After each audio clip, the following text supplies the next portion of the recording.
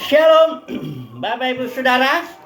Kita melanjutkan studi kita 1 Samuel. Kali ini tema yang kita ambil adalah mengenai Hana. Ya, ini seorang tokoh yang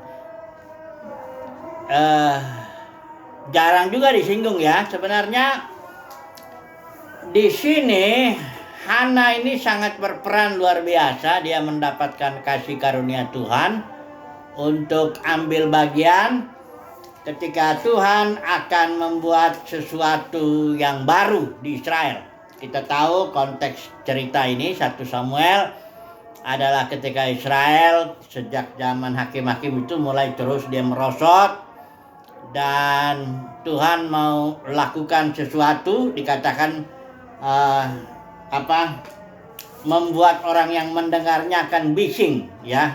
Coba dulu saya baca ya 1 Samuel 3. Lalu berfirmanlah Tuhan kepada Samuel, ketahuilah aku akan melakukan sesuatu di Israel sehingga setiap orang yang mendengarnya akan bising kedua telinganya. Jadi ada sesuatu yang baru yang Tuhan mau kerjakan melalui Samuel. Tapi tentu kita tahu ceritanya ini Hana ini seorang ibu, seorang istri ya. Ini ada seorang namanya Elkana, dia dari pegunungan Efraim, punya istri dua ya, Hana dan Penina.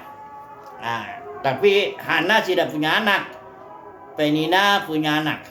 Hana ini tidak punya anak ini juga karena Tuhan sendiri yang telah menutup kandungannya Hana ini. Coba dulu kita perhatikan ini ya. Dikatakan di sini sebab mengenai Elkana ini, meskipun dia mengasihi Hana, ia memberikan kepada Hana hanya satu bagian, sebab Tuhan telah menutup kandungannya. Ini berarti ada rencana Tuhan, rancangan Tuhan dalam membentuk Hana, sehingga Hana ditutup oleh Tuhan sendiri kandungannya ya. Nah, ini saya mau sampaikan dulu sesuatu ya. Akibat daripada Tuhan menutup kandungan Hana, maka Hana masuk dalam, saya menyebutnya, proses Tuhan. Ini Tuhan sendiri yang memproses Hana dengan suatu maksud ya. Jadi proses itu justru itu bukti bahwa Tuhan punya rencana di dalam dan melalui Hana ini ya. Itu kasih karunia luar biasa itu ya, bahwa Hana itu masuk dalam proses Tuhan ya. Prosesnya bagaimana? Ya tentu ini menyakitkan bagi Hana, karena si Penina ini karena dia punya anak, dia suka membuat, mereka setiap tahun datang ke Silo, rumah Tuhan di sana, yang pada waktu imam itu di sana Hofni dan Pinehas. Nah, di sini Penina ini ayat 6 dibilang, tetapi madunya, itu maksudnya Penina karena si Hana ini yang lebih dulu dinikahi Elkana. Tetapi madunya selalu menyakiti hatinya supaya ia gusar, karena Tuhan telah menutup kandungannya. Jadi Hana ini menderita terus ya, dia tahun demi tahun ya. Terus ya dibikin gusar oleh si Penina ini karena tidak punya anak, karena Tuhan menutup kandungannya. Jadi proses ini sangat menyakitkan bagi Hana pada saat itu ya.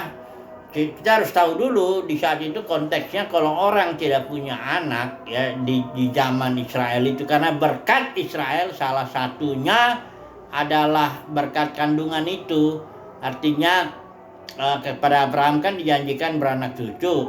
Jadi Israel juga mendapatkan janji beranak cucu ya, sehingga bagi seorang perempuan yang mandul, atau katakanlah ya seperti kasus Hana ini ditutup kandungannya oleh Tuhan, itu merupakan aib ya, suatu aib lah, memalukan dan tapi jangan disamakan ya dengan konteks perjanjian baru. Kalau dalam perjanjian baru tidak ada janji engkau akan pasti punya anak gitu. Nggak ada, karena perjanjian baru itu bersifat batin ya. Saudara bisa baca itu Ibrani pasal 8 itu. Karena dikatakan hukum Taurat itu dalam batin, udah gitu kita akan mengenal Tuhan secara batin ya, dan dosa-dosa kita diampuni ya. Jadi kecuali kalau ada beberapa orang tertentu yang mendapat janji Tuhan setelah barangkali dia sudah lama tidak punya anak dan Tuhan janji, ya itu lain lagi. Tapi artinya kalau dalam konteks perjanjian lama, kalau sampai tidak punya anak, ini kegagalan ini ya. Aib ya, aib itu apa? Sesuatu yang memalukan. Begitulah kondisinya Hana ini ya. Walaupun itu sebenarnya nggak salah dia, memang Tuhan yang merancang itu semua. Nah, ini kita harus ingat ya, Tuhan rancang situasi, kondisi atau lingkungan Hana sehingga dia menderita. Ya, kemudian akibat daripada penderitaannya itu proses Tuhan, maka si Hana ini mengeluarkan doa. Ya, doanya dia bilang begini ya, ini doa ini intinya dia minta anak lah. Tapi dia bilang, berikan aku anak laki-laki, dan kalau engkau memberikan anak ini, aku akan serahkan kepadamu. Ya, dalam hal ini konteksnya menyerahkan itu ya ke bait suci, ke rumah Tuhan di Shilo. Ya, serahkan ke sana. Terserah Tuhan lah katanya Hana ini. Dia bernazar lah itu ya. Dalam kepedihannya dia mengucapkan itu, nggak taunya Imam Eli ini, karena emang Imam Eli ini agak kacau juga, dia sangka si Hana mabok ya, padahal Hana itu sedang mencurahkan isi hatinya kepada Tuhan. Ini Hana ini bagus ya. Ketika dia sedang diproses oleh Tuhan, dia nggak curahkan isi hatinya kepada orang-orang lain, karena biar nggak ada gunanya juga ya. Itu kalau orang yang sedang diproses Tuhan, nggak ada gunanya cerita-cerita sana sini, nggak akan mengerti orang lain itu ya. Misalnya kasus Maria itu yang hamil di luar nikah, katakanlah begitulah, hamilnya oleh Roh Kudus ya. Siapa yang mau percaya kalau dia cerita sama orang, saya ini hamil tapi ini oleh Roh Tuhan? Ya kan mana ada orang percaya. Karena dari zaman dulu sampai sekarang pun nggak ada perempuan hamil oleh Roh Kudus. Jadi memang yang paling bagus seperti Hana ini, ketika dia dalam proses Tuhan, satu yang dia lakukan, dia bilang di sini, aku mencurahkan isi hatiku di hadapan Tuhan, ayat 15 pasal 1. Nah, ketika dia mencurahkan isi hatinya itu, disitulah Tuhan mendengarkan permohonan si Hana ini, ya, sehingga Hana melahirkan anak laki-laki. Itulah dia Samuel, ya. Kemudian Samuel diserahkan kepada Tuhan. Berarti kembali Hana nggak punya anak, ya. Jadi maksud saya di rumah itu nggak ada lagi, karena Samuel sudah mereka rumahnya di Rama, itu kan di Shilo. Ya serahkan, udah nggak balik-balik lagi Samuel. Nah, kemudian Eli ini, namanya kita lihat dulu sebentar Imam Eli ini. Imam Eli ini sekalipun dia nggak beres lah gitu ya, loba, yang memandang loba kepada persembahan itu Israel itu. Kedua juga dia tidak menegur, tidak tegas dengan anaknya Hofni Pinehas yang berbuat jahat, ya, tidur dengan perempuan-perempuan yang melayani di kemah itu. Tapi karena posisinya, jabatannya dia sebagai imam, dan tugas imam itu adalah memberkati Israel, ini Eli ini mengucapkan 2 berkat untuk Hana, dan itu terjadi.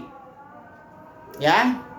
Yang pertama, ini berkat Eli ini saya baca ini pasal 1 ayat yang ke-17 ya. Jawab Eli katanya begini kepada Hana ya, setelah Hana itu berdoa ngucap begitu sangka Eli mabuk, akhirnya dia ucapkan berkat sama si Eli. Dikatakan begini, pergilah dengan selamat. Nah, ini saya pakai Eli ya, dan Allah Israel akan memberikan kepadamu apa yang engkau minta daripadanya. Lihatlah perkataan berkat daripada si Imam Eli ini. Sekalipun dia brengsek dan gak benar, dan bahkan akhirnya dia kena penghakiman Tuhan, tapi karena posisi jabatannya sebagai imam yang untuk memberkati, dia mengucapkan itu, pergilah ya dengan selamat. Elohim, Yahweh Israel ya, memberikan kepadamu. Bukan cuma ini aja berkat yang diucapkan oleh Imam Eli kepada Hana. Setelah dia tahu Samuel itu sudah serahkan ya ke rumah Tuhan di Shilo, dia bilang begini lagi ya. Ayat 20 pasal 2. Lalu Eli memberkati Elkana dan istrinya, maksudnya Hana di sini. Dia bilang gini, Tuhan kiranya memberikan keturunan kepadamu dari perempuan ini pengganti yang telah diserahkannya kepada Tuhan. Ini ucapan berkat yang kedua yang diucapkan Eli kepada Elkana dan Hana ya. Dan terjadi. Kemudian dikatakan di sini Tuhan mengindahkan Hana. Hana kembali melahirkan 3 anak laki-laki dan 2 anak perempuan. Jadi total Hana itu jadi punya anak 6. 4 laki-laki, Samuel paling besar, ada 3 laki-laki lagi, ada 2 perempuan.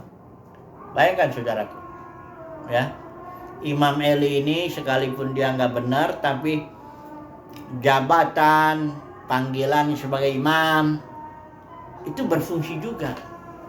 Nah, ini saya pelajaran dulu sebentar ya. Artinya, kalau seseorang itu menjadi berkat lah bagi orang lain atau apa ya, bahkan melakukan mujizat dalam pelayanannya, itu nggak bukti bahwa orang itu berkenan di hadapan Tuhan.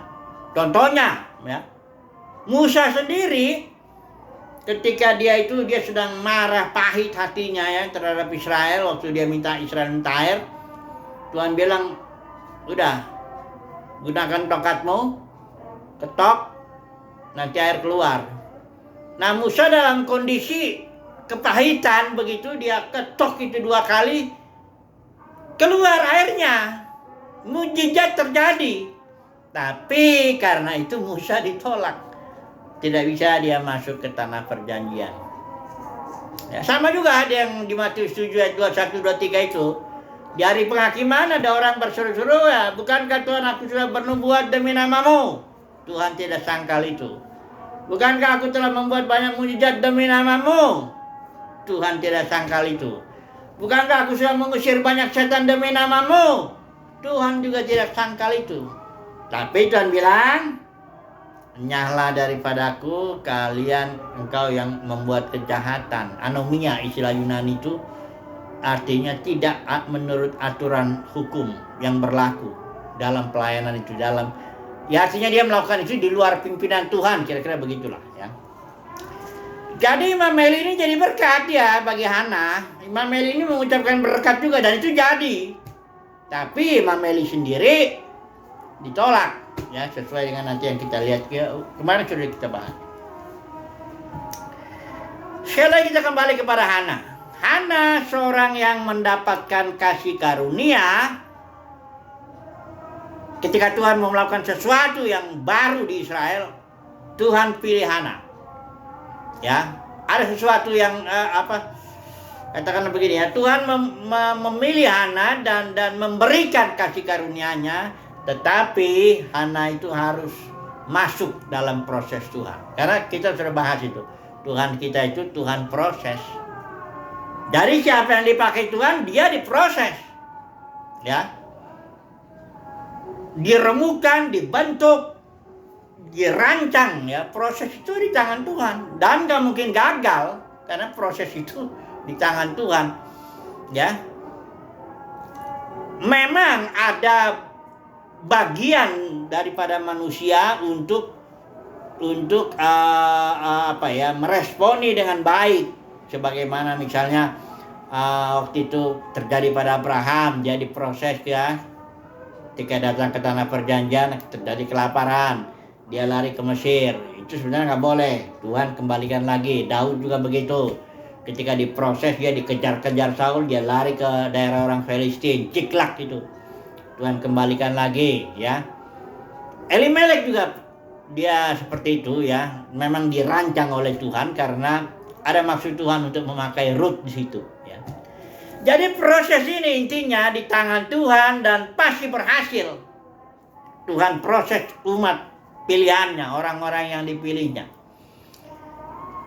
Malah kalau saya melihat ya bahwa tanda bahwa seseorang itu dipilih Tuhan, tanda bahwa saudara dan saya dipilih Tuhan itu diproses. Dan itu tidak enak. Bukan hanya tidak enak, gak mungkin cerita sama orang sehingga orang lain ngerti sama kita, enggak mungkin. Lebih bagus kayak Hana ini, udah curahkan isi hati pada Tuhan aja. Orang-orang pilihan Tuhan yang sedang diproses oleh Tuhan, tidak mungkin dia cerita ke sana kemari dan dipahami oleh orang-orang itu. Malah lebih celaka lah cerita-cerita begitu. Ya. Simpan aja dalam hati, curahkan kepada Tuhan. Nanti ada waktunya yang bukan dia berarti diproses terus, dihajar terus, tidak ada habis-habisnya. Enggak. Ketika selesai proses Tuhan itu, Tuhan akan pakai untuk sesuatu maksud tertentu. Kayak kasus Hana ini. Karena Samuel akan melakukan sesuatu. Ministrinya Samuel luar biasa itu. Pemimpin Israel seumur hidupnya. Dia mengurapi 2 raja Israel. Ya. Dia terus berdoa ya untuk Israel itu. Israel itu ya jeleknya dalam kondisi yang merosot begitu dengan hadirnya Samuel itu. Ya katakanlah diperlambatlah kerusakan itu ya. Jadi Samuel ini luar biasa dipakai Tuhan ya. Dan Hana ini yang diproses untuk itu ya. Baik. Ini ada puji-pujian Hana, tapi barangkali nanti saja kita bahas kalau perlu nanti ya. Tapi coba dulu kita ambil kesimpulan dulu ya. Kesimpulan dulu. Atau aplikasinya lah ya, aplikasi merupakan contoh-contoh bisa ya, kita coba dulu ya. Sebagai umat pilihan Tuhan di zaman dalam konteks perjanjian baru, kita juga diproses ya. Kitab Ibrani bilang kalau kita memang betul-betul anak, Ibrani 12, itu kita akan dihajar, dibentuk ya. Jadi jangan kita punya konsep kalau kita dipilih Tuhan berarti kita lolos daripada segala masalah, segala tantangan. Kalau kita diberkati itu tandanya kita nggak banyak masalah. Kan gini, dalam kekristenan kan banyak begitu kan konsep-konsep orang. Kalau diberkati berarti engkau nggak boleh banyak masalah, nggak boleh banyak penyakit, nggak boleh banyak kekurangan ekonomi apa sebagainya lah. Ya pokoknya harusnya hidupmu lancar-lancar aja. Itulah tanda engkau diberkati. Saya mau sampaikan bagi saudara, itu diberkati juga yang begitu, karena semua berkat dari Tuhan kan. Tapi lebih diberkati orang yang dihancurkan babak belur, diproses, dipilih Tuhan karena ada maksud Tuhan yang spesial atas dia. Orang yang dipilih Tuhan tidak akan menjalani kehidupan yang katakanlah lancar-lancar, nyaman dan sebagainya, enggak. Dia akan mengalami proses, tapi ketika selesai proses itu, dia akan dipakai dengan maksud tertentu, ya, dengan tujuan tertentu. Itu luar biasa ya. Kalau istilah they will move in their time, pada waktu mereka sendiri, with great purpose and great responsibility. Tanggung jawabnya besar, tujuan-tujuannya besar, tapi waktu mereka sendiri ya. Jadi Bapak Saudara belajar sabar aja lah kita yang sedang dalam proses ini, belajar sabar, karena dengan proses itu kita akan dipakai Tuhan nanti dengan luar biasa.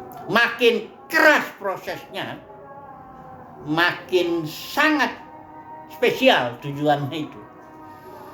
Contohnya begini, kalau ada besi ditempa, diproses jadi tapak kuda itu kan nggak terlalu mahal kan, tapak kuda itu, kaki kuda yang dari besi itu nggak terlalu mahal. Tapi kalau besinya ditempa lagi, dihajar, dipanasin, menjadi jarum misalnya, jarum kan lebih mahal lebih bernilai daripada tapak kuda itu. Tapi kalau besi segumpal besi itu dihajar lagi, diproses lagi, dipanasin lagi sampai menjadi onderdil arloji, lebih mahal lagi dia. Jadi semakin benda itu atau orang itu ditempa, dihajar habis-habisan, makin tinggi nilainya.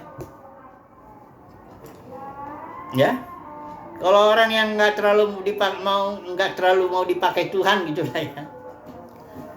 Ya nggak usah terlalu diproses lah hidupnya, barangkali lancar-lancar aja. Ya. Jadi berbahagialah kita kalau hidup kita ini diproses oleh Tuhan. Nggak usah takut lah. Nggak akan gagal proses Tuhan karena itu di tangan Tuhan. Memang ada bagian kita untuk mengerjakan keselamatan kita, memberi respon. Seperti Hana inilah responnya bagus. Dia mencurahkan isyaratnya kepada Tuhan. Jangan banyak-banyak sharing sana sini lah. Gak ada gunanya, karena orang gak akan ngerti. Ini proses kita. Ini tujuan Tuhan atas kita. Ini maksud Tuhan atas kita. Ini tangan Tuhan kepada kita.